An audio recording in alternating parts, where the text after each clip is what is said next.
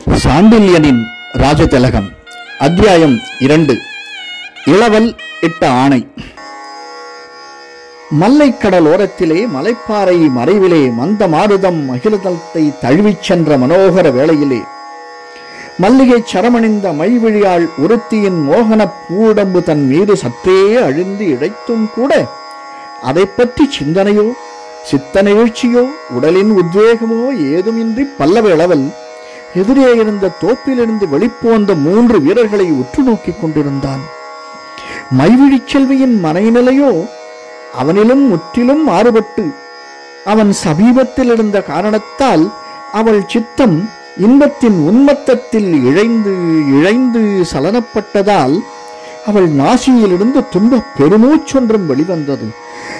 அது மட்டுமன்றி இளவல் சுட்டிக்காட்டிய தோப்பின் முகப்பிலிருந்து வெளிவந்த 3 உடையிலிருந்தும் முகத்தோற்றத்திலிருந்தும் அவர்கள் சாளுக்கிய வீரர்கள் என்பதையும் புரிந்து கொண்டு மைவிழிச் செல்வி அவர்கள் அத்தனை சுதந்திரமாக பல்லவ நாட்டிற்குள், அதுவும் பல்லவர்களின் ஒரே துறைமுகமான மாமல்லபுரத்திற்குள் நுழைந்த துணிவை எண்ணி முதலில் சற்று வியப்படைந்தாலும் அதன் மூல காரணம் அவளுக்கு அடுத்த வினாடி உதயமாகவே அச்சத்தாலும் அதிர்ச்சியாலும் மூச்சை இழுத்து பிடித்துக் கொண்டாள்.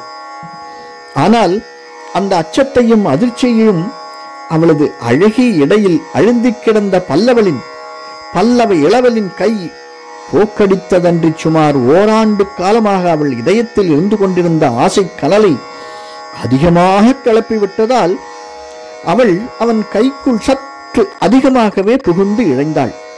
அப்படி இழைந்ததால் அவள் பூவுடலின் பக்கப்பகுதி அவன் மார்பின் ஒரு பகுதியில் பதிந்து உராய்ந்து கிடந்தது.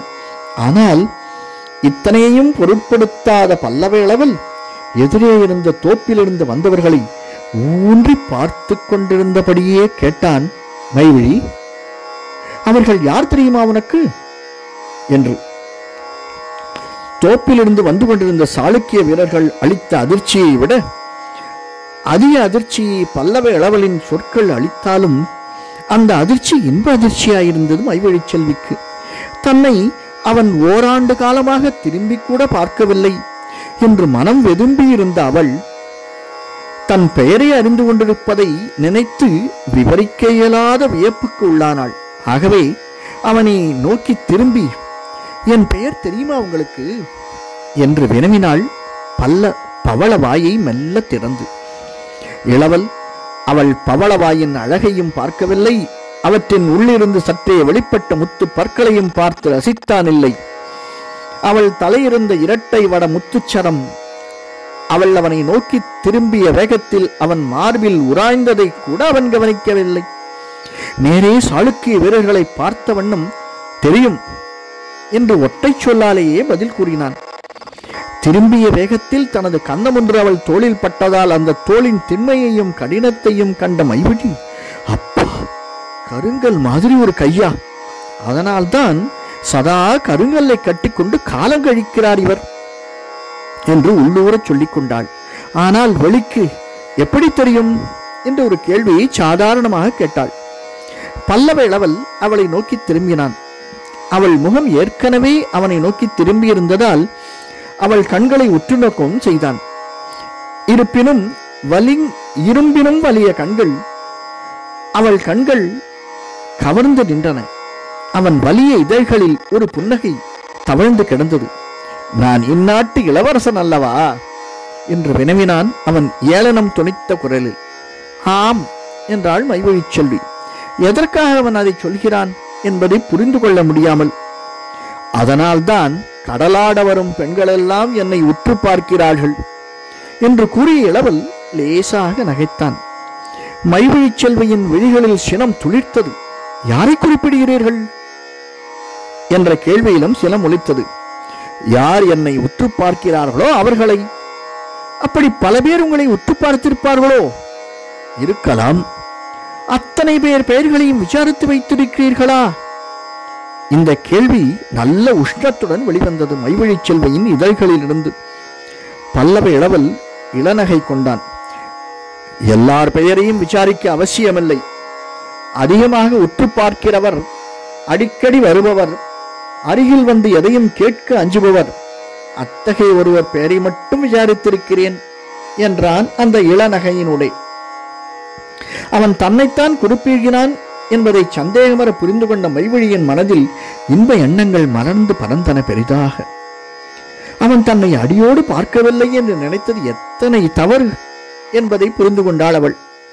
அத்துடன் இவர் நான் வந்து போவதை மட்டும்தான் பார்த்திருப்பாரா, கடலாடுவதையும் பார்த்திருப்பாரா என்று உள்ளூர எண்ணியதால் அவள் இதயத்தை சொல்ல ஒண்ணா வெட்கம் ஆட்கொண்டது. அப்படியானால் நான் ஆடையை களைந்தது, அலையில் அமிழ்ந்தது, எழுந்தது, நீந்தியது எல்லாவற்றையும் தானே பார்த்திருப்பார். ஐயகோ, வெட்கக்கேடே என்று நினைத்து இல்லாத சங்கடத்தை இருப்பது போல் பாவித்து இன்ப எண்ணங்களை அதிகமாகவே எழுப்பிக் கொண்டாள் இதயத்தில்.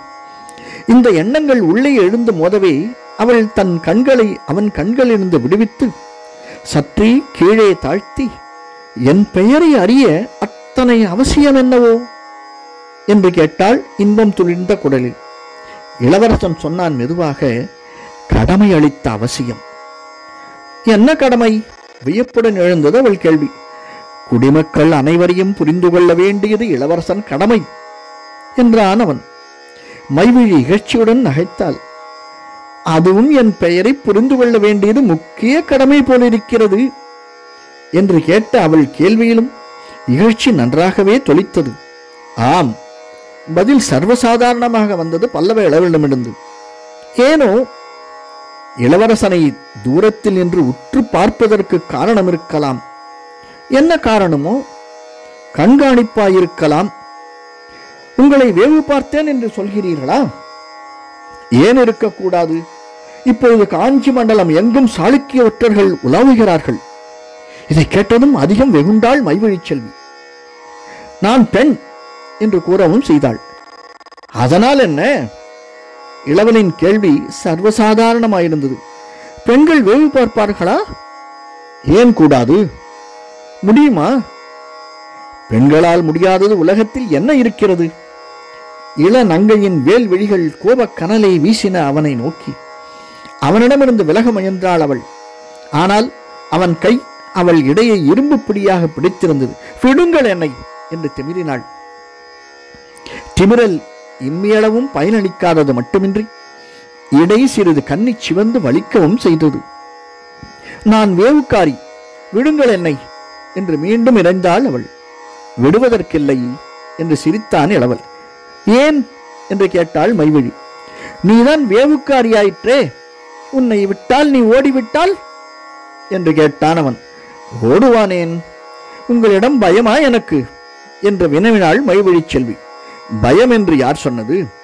பயம் இருந்தால் இளவரசனை கண்காணிக்க துணிவிருக்குமா என்று சொல்லிக்கொண்டே போன இளவல் சற்றென்று வேடிக்கை பேச்சை நிறுத்தி, சரி சரி, அதோ பார், அந்த வீரர்கள் கடற்கரை முகப்பிற்கு வந்து விட்டார்கள் என்று சுட்டிக்காட்டிவிட்டு மீண்டும் அவர்களை நோக்கினான். மைவழியும் தனது சினத்தை விட்டு மட்டுப்படுத்திக் கொண்டு வந்த வீரர்களை கவனித்தாள். வீரர் மூவரும் தங்கள் புறவைகளை ஒரே சீராக நடத்தி கொண்டு கடற்கரை முகப்புக்கு வந்ததும் சட்டென்று நின்றனர்.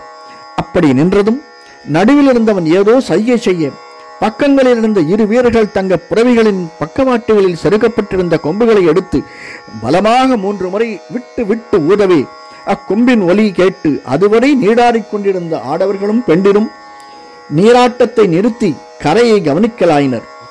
கரையில் அண்டாக்களில் சித்திரான்னம் சமைத்துக் கொண்டிருந்தவர்கள் தங்கள் அலுவல்களை நிறுத்தி புரை வீரர்களை பார்த்து அஞ்சி நின்றனர். வீரர்கள் யார் என்பதை உணர்ந்து கொண்ட சில ஆடவர்கள் கடனில் நின்று கரையேறி வந்து தங்கள் ஆடைகளை உடுக்க விரைந்தனர். வீரர்களாய் இருந்தவர்கள் தரை மீது கிடத்தப்பட்டிருந்த வாட்களையும் கேடயங்களையும் நாடி அவற்றை கையில் எடுத்துக்கொண்டு உருவி பிடித்த வாட்களுடன் நனைந்த உடலுடன் மேனியுடனும் புரவி வீரர் மூவரும் இருக்குமிடம் நோக்கி விரைந்தனர். தூரத்தே கடலில் கைமாறு போட்டு நீந்திக் கொண்டிருந்த இளமங்கையருடன் துளைந்து கொண்டுமிருந்த வாலிபர்கள் கரையை நோக்கி சிற்று அலைகளை தாண்டி தாண்டி ஓடி வந்தனர். திடீரென வீரரிடம் மற்றவரிடமும் துரிதப்பட்ட நடவடிக்கைகளை பார்த்த பெண்டிரும் நீராட்டத்தை முடித்துக் கொண்டு பாறையின் மறைவிடங்களுக்கு சென்ற ஆடைகளை அணிந்த வண்ணம் புரை வீரர் மூவரையும் பார்த்து பிரமிப்படைந்தனர்.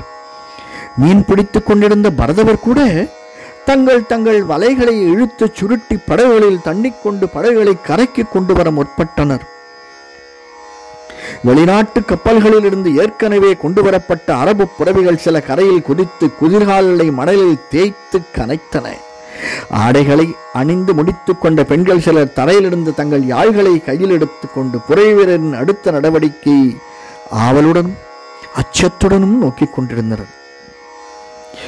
மல்லை கடலில் நீராடிய அந்த மாந்தர் அனைவருக்கும் புரை வீரர் மூவரும் சாளுக்கிய வீரர்கள் என்பது புரிந்திருந்தாலும் சுமார் 1 மாத காலமாக சாளுக்கியர்கள் படையெடுப்பு பற்றி வதந்திகளை பல உதாவி வந்தாலும் ஏதோ விருப்பமற்ற செய்தியை வெளியிடவே அந்த வீரர்கள் வந்திருக்கிறார்கள் என்பதை உணர்ந்து கொண்டார்கள். ஆனால் அந்த செய்தி அவர்கள் ஊக்கத்துக்கும் அப்பாற்பட்டதாய் இருக்கும் என்பதை மட்டும் அவர்கள் அணுவளவும் அறியாததால் நடுவில் இருந்த புரை வீரன் அறிவித்த செய்தியை கேட்டதும் அனைவருக்கும் திக்பிரமையே ஏற்பட்டது. பக்கத்தில் இருந்த வீரர்கள் கொம்புகளை எடுத்து ஊதியதை அடுத்து கடலாடியவர்கள் அருகில் கூட்டமாக வந்தது. நடுவில் இருந்த வீரன் தன் ஒரு கையை உயர்த்தி கூறினான், பல்லவர் குடிமக்களே, இன்று முதல் நீங்கள் சாளுக்கிய வேந்தரின் குடிமக்கள். சாளுக்கிய மன்னர் ரணரசிகன் ராசமல்லன் விக்ரமாதித்த மகாபிரபு நேற்றிரவு காஞ்சி மாநகருக்குள் பிரவேசித்து விட்டார். காஞ்சி மண்டலம் இனி சாளுக்கியரின் ஆணைக்கு உட்பட்டது. ஆகவே மாமல்லபுரத்து வாசிகளான நீங்கள் அனைவரும் உங்கள் இல்லங்களுக்கு அமைதியாக செல்லுங்கள். பின்னால் வரும் சாளுக்கியர் படை நகர ஆதிக்கத்தை ஏற்கும் வரை வீடுகளை விட்டு வெளியே வர வேண்டாம். இதை அவன் சொல்லி முடித்ததும் மீண்டும் கொம்புகள் இருமுறை ஊதப்பட்டன. பிறகு அப்புறவி வீரர் மூவரும் கடற்கரையிலிருந்து கூப்பிடு தூரத்தில் இருந்த தெருக்களை நோக்கி விரைந்தனர். அதே சமயத்தில் காஞ்சி மல்லை பாதையில் பெரும் டங்கா ஒன்று விடாமல் சப்தித்தது. அத்துடன் குதிரைப்படை ஒன்றின் சீரான குளம்பலிகள் கேட்கத் தொடங்கின. சித்ரா பௌர்ணமியை கொண்டாடவும் கடலாடவும் யாழிசை கூட்டி பாடவும் கரையோர மலைப்பாறை மறைவுகளில் ஜோடி பிரிந்து தங்கி மகிழவும் திட்டம் போட்டு வந்திருந்த மக்கள் அனைவரும் அச்செய்தி கேட்டு திகைப்படைந்து நின்றனர். சாளுக்கிய படையெடுப்பை பற்றி வதந்தி இருந்ததை அவர்கள் அறிந்திருந்தாலே ஒழிய அத்தனை விரைவில் சாளுக்கிய விக்ரமாதித்தன் காஞ்சிக்குள் புகுந்து விடுவான் என்பதை அவர்கள் எள்ளளவும் எண்ணி பார்க்கவில்லை. ஏதோ நம்பத்தகாத விந்தை நடந்துவிட்டதாகவே அவர்களுக்கு தோன்றியது. சில நிமிடங்கள் அப்படியே பிரமை பிடித்து நின்ற அந்த மக்கள் கூட்டம் மெல்ல மெல்ல எட்ட இருந்த நகரப்பகுதியை நோக்கி நகரலாயிற்று. அத்தனைக்கும் அந்த மக்களிடம் எந்த பீதியும் இல்லை. நிதானமாக அமைதியாக எந்த குழப்பமும் இல்லாமல் ஆண் பெண்கள் தங்கள் இருப்பிடங்களை நோக்கி நடக்கலாயினர். அந்த அமைதியையும் கட்டுப்பாட்டையும் நோக்கிய பல்லவ இளவல் தன் குடிமக்களை பார்த்து பெருமிதம் கொண்டான். இப்படி ஒரு வீர சமுதாயத்தை சிருஷ்டித்த தமிழ் பரம்பரையை எண்ணியதால் சாளுக்கிய வீரன் விடுத்த துன்பச் செய்தியை கேட்டபோது அவன் இதழ்களில் சிறிதும் கடுமை கலக்காத ஒரு புன்முறுவல் தேங்கி நின்றது. அந்த புன்முறுவலை கண்ட மைவிழியின் இதயம் திடுக்கிட்டது. கண்கள் கலங்கின. காஞ்சி எதிரிகள் வசமாகிவிட்டதாம் என்றாள். சொற்களிலும் நெருப்பு பொறி பறந்தது. ஆம். இளவலின் பதில் சர்வ சாதாரணமாக வந்தது. அப்படியானால் உங்கள் தந்தை சிறைப்பட்டிருக்க வேண்டுமே என்றாள் மைவிழி. இருக்காது என்று திட்டவட்டமாக சொன்ன பல்லவ இளவல் கலையிருந்த மக்கள் கூட்டம் முழுவதும் கலைந்து விட்டதை கண்டதும் அவளை நோக்கி மைவிழி என்று மெல்ல அழைத்தான். ஏன்? மைவிழியின் குரலில் வெறுப்பு இருந்தது. தனது தலைநகர் எதிரியின் வசமாகிவிட்டதை கேட்டும் கூட சிறிதும் பதைப்பதை காட்டாத அவன் உண்மையில் வீரன் தானா என்ற சந்தேகம் அவள் மனதில் உதயமாயிற்று. ஆனால் பல்லவ இளவல் அவள் முகத்தில் தெரிந்த வெறுப்பை சிறிதும் கவனித்தான் இல்லை. ஏதோ கனவில் இருப்பவன் போல் பேசத் தொடங்கினான். கவனமாக கேள் மைவிழி. சாளுக்கிய வீரர்கள் வெளிவன தோப்பிற்குள் செல். அவர்கள் வந்த வழியில் அல்ல, கடற்கரையோரமாக தோப்பை சுற்றி செல்லும்போது தோப்புக்குள் கவனித்துக் கொண்டே செல். எந்த இடத்தில் தனி விளக்கு ஒன்று தெரிகிறதோ அந்த இடத்தில் தோப்புக்குள் புகுந்து விளக்கு இருக்கும் இடத்தை அடைந்துவிடு. அங்கு ஒரு சிறு குடிசையின் முகப்பில் 3 பேர் உட்கார்ந்திருப்பார்கள். அவர்களை நீ சந்தித்து அவர்களை கடிகைக்கு போக நான் உத்தரவிட்டதாக சொல் என்று கூறினான். அவன் குரலில் ஆணையிடும் தோரணை இருந்தது. அதை சொன்ன அவன் கம்பீரமாக எழுந்து நிமிர்ந்து நின்றான். பதிலேதும் சொல்லவில்லை மைவிழி. பேசாமல் அவன் கூறிய வழியே நடந்தாள். சுமார் அரை நாழிகை பயணத்திற்கு பிறகு தோப்பின் உள்ளே நட்ட நடுவில் சிறு விளக்கு ஒன்று மின்னியது.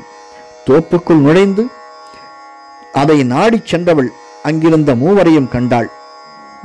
ஆனால் அந்த 3வரில் தன்னை வரவேற்க எழுந்திருந்த மனிதனை கண்டதும் திக்பிரமை பிடித்து சிலையென நின்று விட்டாள். அவன் அவளை நோக்கி 2 அடி வைத்ததும் அவள் பிராணனே போய்விடும் போலிருந்தது.